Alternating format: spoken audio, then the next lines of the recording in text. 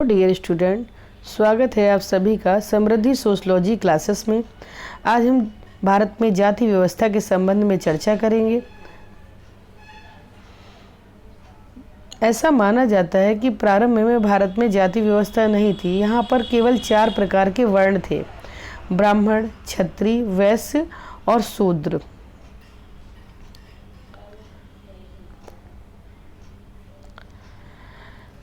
जाति व्यवस्था की भूमिका के संदर्भ में ऐसा माना जाता है कि आवश्यकता ही आविष्कार की जननी है।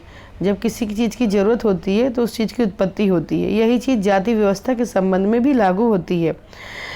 अब प्रारंभ में इसकी जो उत्पत्ति है वो वर्ण व्यवस्था से मानी जाती है। ऋग्वेद के पुरुष सूक्त के 10वें मंडल में यह बताया गया है कि ब्रह्मा से 4 वर्णों की ब्राह्मण, क्षत्रिय, वैश्य और शूद्र की उत्पत्ति हुई है।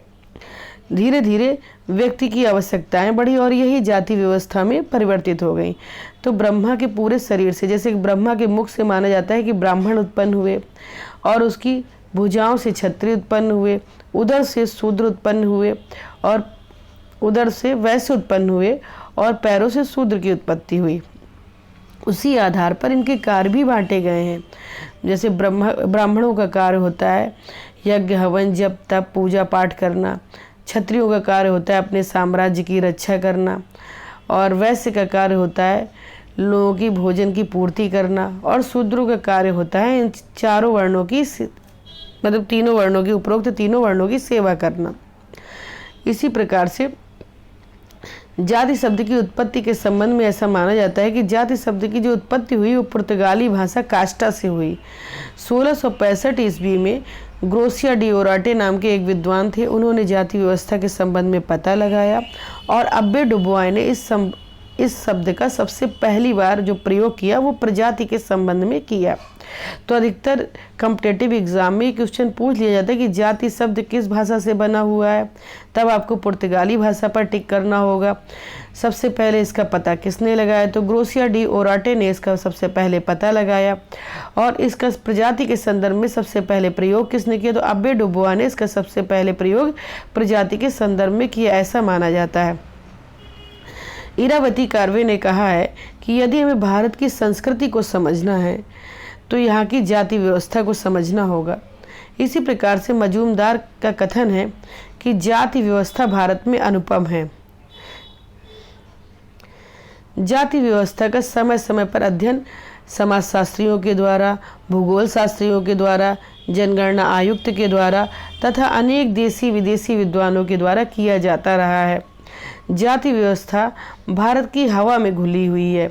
यही कारण है कि यहाँ के जो ईसाई हैं और मुसलमान हैं उनमें भी जातियाँ पाई जाती हैं और वो भी इनसे अछूते नहीं रहे हैं।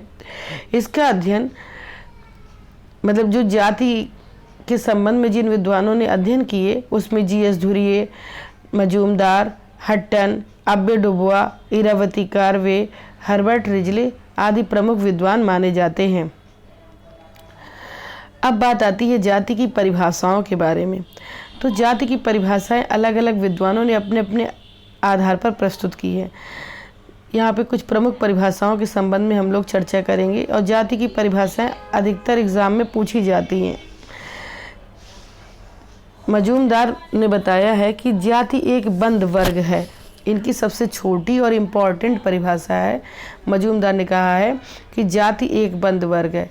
इसका तात्पर्य ये है कि जाति, जो व्यक्ति जिस जाति में पैदा हो गया उसे जीवन भर उसी जाति का सदस्य बनकर रहना पड़ेगा। वो चाहे कि भी अपनी जाति में कोई भी परिवर्तन नहीं कर सकता। इसी प्रकार से कूले ने भी अपनी परिभाषा दी है और बताया है कि जब एक वर्ग पूर्णतया अनुवांशिकता पर आधारित होता है तो उसे हम जाति कहेंगे। अनुवांशिकता मतलब हेरिडिटी, जो आपके दादा दादी थे, फिर उसके बाद आपके माता पिता आए, फिर उसके बाद आप आए। तो जो जाति आपके दादा दादी की थी वो आपके माता पिता की होगी, जो आपके माता पिता की थी वो आपकी होगी और जो आपकी जाति है वही आपके बच्चों को प्रदान होगी। तो उन्होंने यही कहा, जब एक वर्ग पूरी तरह से अनुवांशिकता पर आधारित होता है तो उसे हम जाति कहेंगे। उसके बाद केतकर ने अपनी परिभाषाओं को 2 आधार पर स्पष्ट किया। उन्होंने बताया कि जाति के सदस्य को जीवन भर अपनी जाति का सदस्य बनकर रहना पड़ता है। मतलब जो व्यक्ति जिस जाति में पैदा हो गया उसे जीवन भर उसी जाति का सदस्य बनकर रहना होगा। और दूसरा उन्होंने बताया कि जाति के सदस्य को अपनी ही जाति में विवाह करना होता है। उसी तरीके से हावेल ने भी अपनी परिभाषा में बताया कि जाति अंतर विवाही और वंशानुकृत क्रम पर आधारित है। मतलब जाति में ये जरूरी है कि हम जिस जाति के हैं उसी जाति में विवाह करें, और वंशानुगत क्रम मतलब जो हमारे पूर्वजों की जाति है वही हमारी भी होगी। हावेल ने अंतर विवाह और वंशानुगत क्रम के आधार पर जाति व्यवस्था को डिफाइन किया है। इसी को आगे बढ़ाते हुए इरावती कर्वे ने कहा है कि जाति को अंतर्विवाही समूह कहकर परिभाषित किया। अंतर्विवाही समूह का मतलब होता है कि अपनी ही जाति के अंदर विवाह करना, और बहिर्विवाह अपनी जाति के बाहर विवाह करना। अब चर्चा करते हैं जाति की विशेषताओं के बारे में। तो जाति के संबंध में जो प्रमुख विशेषताएं मानी जाती हैं वो आपकी मानी जाती हैं जी.एस. धुरिये की मानी जाती है। और उन्होंने बताया है अपनी पुस्तक caste and races in India में, उन्होंने अपनी 6 महत्वपूर्ण विशेषताओं को बताया, और ये पुस्तक उनकी 1932 में प्रकाशित हुई। और इतने लंबे टाइम पीरियड के बाद भी मतलब उनकी जो है विशेषताएं आज भी उतनी ही महत्वपूर्ण मानी जाती हैं। चूँकि ये नोट्स मेरे पहले के बने हुए हैं इसलिए इसमें 80 साल शब्द दिया हुआ है, लेकिन अब उससे भी ज़्यादा समय हो गया है। तो पहली विशेषता जो इनकी है जाति का खंडनात्मक विभाजन। इसमें इन्होंने बताया है कि जाति कई खंडों में बटी हुई थी। कई खंडों का मतलब ये है कि ब्राह्मण, क्षत्रिय, वैश्य, शूद्र व्यक्ति की परिस्थिति का निर्धारण संपत्ति के द्वारा नहीं बल्कि जाति के द्वारा निर्धारित होता था। मतलब व्यक्ति के पास चाहे जितनी परिस्थिति मतलब व्यक्ति के पास चाहे जितनी संपत्ति हो, लेकिन उसका निर्धारण जो होता था उसकी जाति से ही होता था।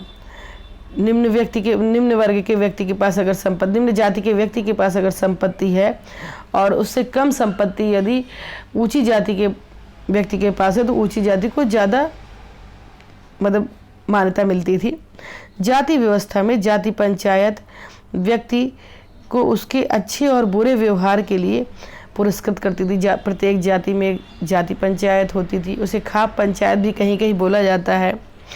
तो जो व्यक्ति जैसा व्यवहार करता था उसी के आधार पर उसकी जाति पंचायत उसको पुरस्कार करती थी। अगर अच्छा कार्य करता था, अगर बुरा कार्य करता था तो जाति पंचायत उसको दंड देती थी। इसी के भय के आधार पर व्यक्ति कार्य करता था। दूसरी जो विशेषता जी.एस. धुरिये ने बताई है वो है संस्तरण। जाति व्यवस्था में संस्तरण का मतलब होता है उतार चढ़ाव पाया जाता था। इसके आधार पर कुछ जातियां ऊंची मानी जाती थी और कुछ जातियों को निम्न स्तर प्राप्त था। जैसे ब्राह्मण का स्थान सर्वोपरि था, उसी आधार पर उनके कार्य भी थे, और शूद्र का स्थान जो था वो सबसे नीचे था और उनकी उसी आधार पर उनका कार्य भी था। जैसे ब्राह्मण आपके यज्ञ हवन जप तप पूजा पाठ करते थे, और शूद्र क्या करते थे, उपरोक्त तीनों वर्णों की ब्राह्मण, क्षत्रिय और वैश्य इन सभी की सेवा का कार्य करते थे। इसलिए शूद्रों का स्थान निम्न होता था। बीच की 3 जातियों में उतार चढ़ाव के लिए संघर्ष बना रहता था, और उसके बीच की जो जातियाँ थी उनमें उतार चढ़ाव के लिए संघर्ष पाया जाता था। भोजन व सामाजिक संबंध में प्रतिबंध, ये जी.एस. धुरिये ने तीसरी विशेषता बताई, और उन्होंने बताया कि जाति व्यवस्था में भोजन को लेकर भी काफ़ी प्रतिबंध थे, सामाजिक संबंध को लेकर भी काफ़ी प्रतिबंध थे। जैसे जाति व्यवस्था में कच्चा भोजन और पक्का भोजन की धारणा पाई जाती। कच्चा भोजन उसे कहते हैं जो आपका पानी से बनाया जाता है, जैसे रोटियाँ, दाल, और पक्का भोजन उसे कहते हैं जैसे पूड़ी हो गई, आपकी सब्जी हो गई, वो पक्का भोजन आ गया। तो कच्चा भोजन पानी से और पक्का भोजन तेल से बनाया जाता है। कच्चा भोजन केवल ब्राह्मण जाति अपनी ही जाति में करती थी। कच्चा भोजन ब्राह्मण जाति केवल अपनी जाति में करती थी, क्योंकि उसे अन्य दूसरी जाति में ये भोजन ग्रहण करने की अनुमति नहीं थी।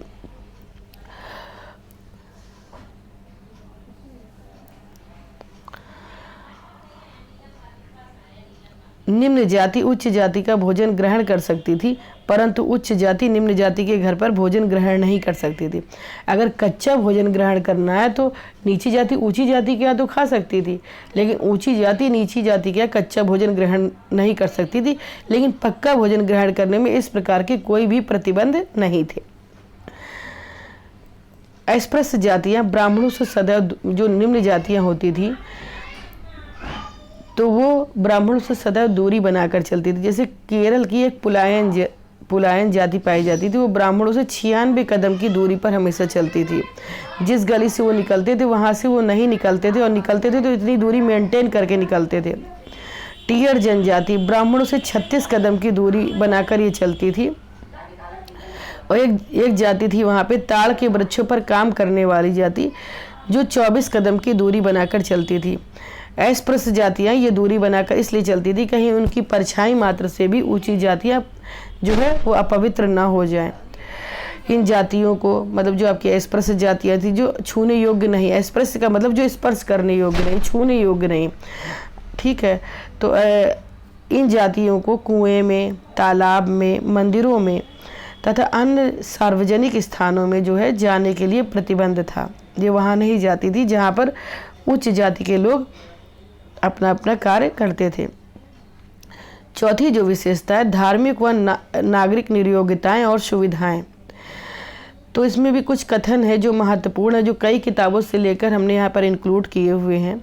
तो पुणे में सुबह 9 बजे के पहले और शाम को 3 बजे के बाद अस्पृश्य जातियों का निकलना वर्जित था। इसलिए वर्जित था कि इस टाइम पीरियड के दौरान उच्च जाति सुबह 9 बजे के पहले और शाम को 3 बजे के बाद अस्पृश्य जातियाँ वहाँ नहीं निकलती थी, क्योंकि इस समय उच्च जातियाँ वहाँ पर निकलती थी।